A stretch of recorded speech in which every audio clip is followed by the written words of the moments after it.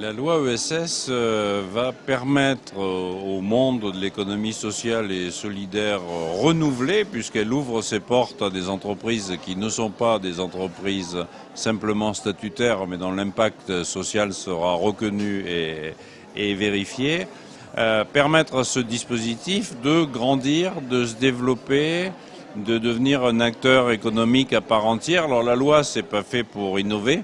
La loi, c'est fait pour prendre en compte les innovations et permettre qu'elles soient institutionnalisées avec des règles claires pour l'ensemble du secteur. Donc je pense que c'est une très bonne nouvelle.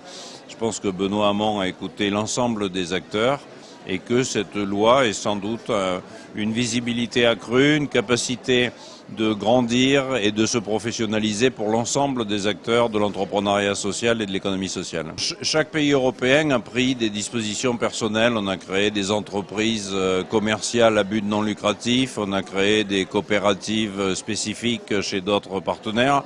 Nous sommes un acteur historique de l'entrepreneuriat social et solidaire. Nous sommes aujourd'hui sollicités, en tout cas le groupe SOS est sollicité dans le monde entier pour expérimenter des nouvelles voies, des nouvelles logiques économiques au service de l'intérêt général. Je pense que c'est un sujet qui s'exporte extrêmement bien. Nous exportons nos pépinières d'entrepreneurs sociaux aux États-Unis, à Hong Kong, à Tunis, à la demande des gouvernements ou des régions de ces pays.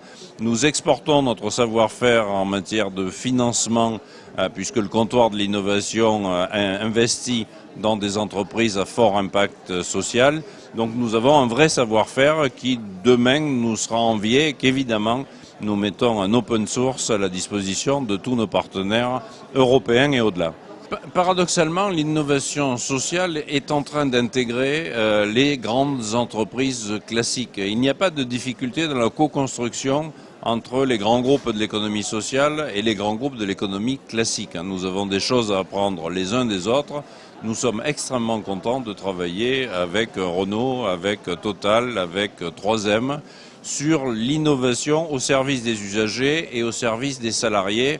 Améliorer la prise en charge des personnes âgées avec 3M, améliorer la mobilité des précaires avec Renault et Total, travailler sur tous les sujets qui peuvent se présenter à nous en partenariat avec les pouvoirs publics et avec les grandes entreprises. Objectivement, la volonté de travail en commun est aujourd'hui extrêmement présente chez l'ensemble des acteurs.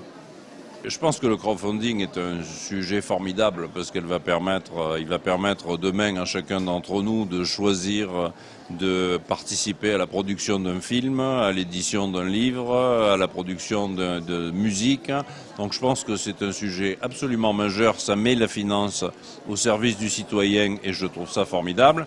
Et puis il y a les outils institutionnels dont on nous promet la mise en place par l'intermédiaire de la BPI, qui eux sont des outils qui sont réservés aux entreprises et aux grandes entreprises de l'économie sociale et qui correspondront plus à des outils classiques aménagés pour l'économie sociale et solidaire. Mais évidemment que le crowdfunding est un sujet majeur et qui permet à de très jolies entreprises comme Babylon et autres d'être utiles socialement et dans une vraie logique économique.